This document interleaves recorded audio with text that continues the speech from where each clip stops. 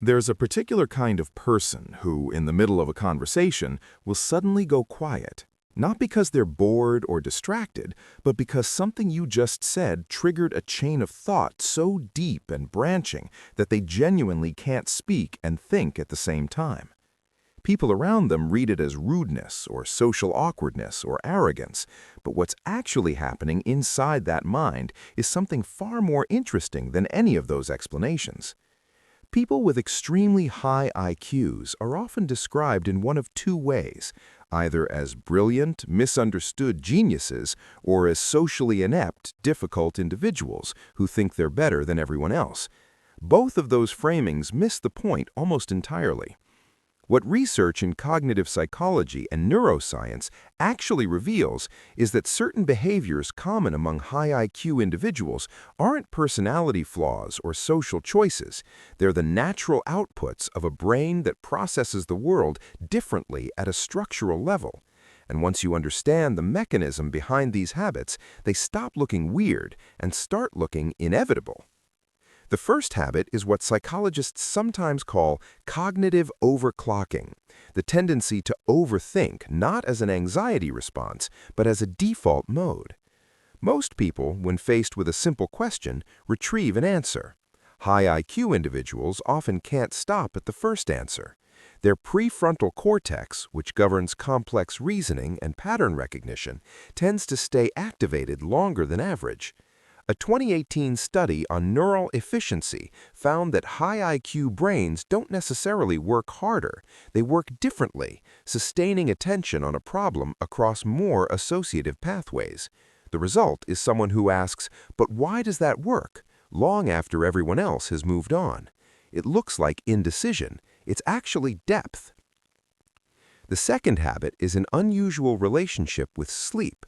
A disproportionate number of high IQ individuals report being night owls, not because they romanticize staying up late, but because the brain's default mode network, which handles abstract thinking and self-referential thought, becomes more active in conditions of low external stimulation. Late at night, when the noise of the world quiets down, these minds finally have the bandwidth to do what they're built to do. Interestingly, a study published in Psychology and Individual Differences found a positive correlation between higher childhood IQ and nocturnal preference in adulthood.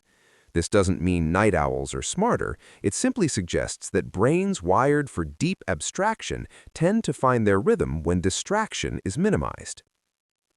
The third habit involves an intense, sometimes obsessive relationship with one or two very specific interests, what some researchers loosely describe as hyperfocused curiosity. While this trait overlaps with other neurological profiles, it appears independently in high cognitive ability populations as well. The brain's dopamine reward system plays a central role here. When a high IQ individual encounters a subject that genuinely engages them, the dopaminergic response is unusually strong and sustained. They're not choosing to fixate. The reward signal is simply more powerful than it is for most people. The side effect is that everything outside that interest can feel, by contrast, almost unbearably dull. This is frequently misread as arrogance or lack of effort. It's closer to a calibration problem between what the brain rewards and what the world asks of them. The fourth habit is one of the more socially disruptive ones, the tendency to correct people, not out of ego, but out of something closer to cognitive discomfort. For individuals with high pattern recognition ability, an error in logic or a factual inaccuracy doesn't just register as wrong, it creates a kind of mental friction that's genuinely difficult to ignore. The anterior cingulate cortex, which monitors for conflict and inconsistency, fires more persistently in individuals with higher fluid intelligence. That compulsion to set the record straight isn't always about superiority. Often, it's closer to what you'd feel if someone kept mispronouncing a word in a language you spoke fluently. The discomfort is real. The social fallout, unfortunately, is also real. The fifth habit is something that looks like emotional detachment, but is almost always something else, a preference for solitude that has nothing to do with not caring about people. High IQ individuals frequently score high on what psychologists call need for cognition, a drive to engage in effortful mental activity for its own sake. Social interaction, while enjoyable, is cognitively expensive. It requires real-time processing of verbal content, emotional subtext, social expectations, and reciprocal signaling all at once. For a brain running a large number of processes simultaneously, sustained social interaction can produce genuine mental fatigue much faster than it would for the average person. This isn't introversion in the clinical sense. It's more like a bandwidth issue. They're not pulling away from people. They're managing cognitive resources. The sixth habit involves a complex and sometimes troubled relationship with authority and institutional structure. High IQ individuals tend to question rules not out of rebelliousness, but because their reasoning systems naturally evaluate the logic behind any given structure. When a rule doesn't hold up under scrutiny, when it exists by convention rather than by sound reasoning, they find it genuinely difficult to comply with it automatically. A 2020 analysis of gifted adult populations found elevated rates of what researchers called autonomous thinking style, a strong internal locus of reasoning that makes deference to external authority feel cognitively unnatural. Organizations, schools, and workplaces often interpret this as a management problem. Neurologically, it's simply what happens when the brain's evaluation systems are unusually active.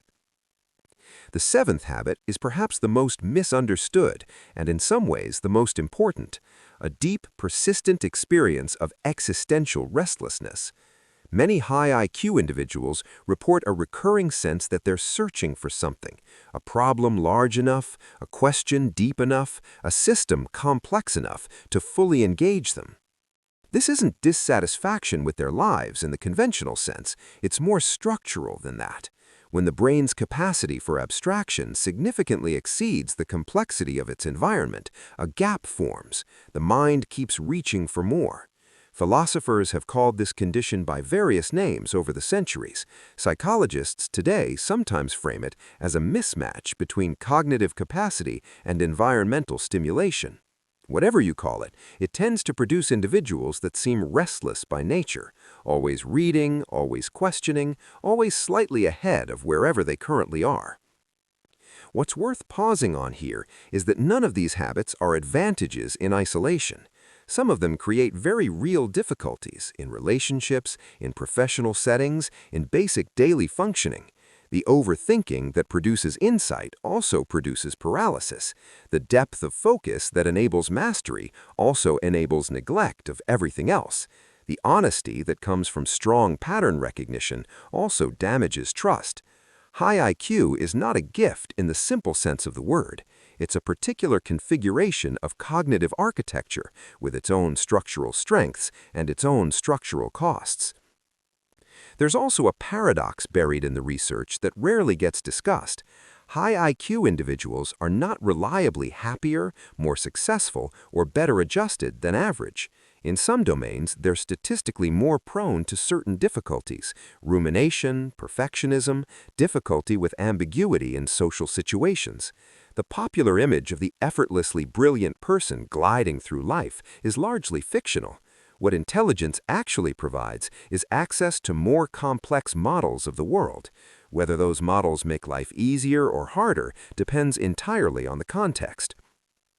If there's one reframe worth carrying from all of this, it's this: the behaviors that look strangest from the outside are often the ones that make the most sense from the inside. The silence mid-conversation, the obsessive interest, the reluctance to follow rules that seem arbitrary, the chronic restlessness. These aren't malfunctions, they're the signatures of a brain doing exactly what it was built to do: searching, processing, questioning, reaching. The world doesn't always have room for that, but that's a different problem entirely. If this kind of psychological analysis interests you, the next video on how highly sensitive people experience the world differently might resonate with you in ways you wouldn't expect.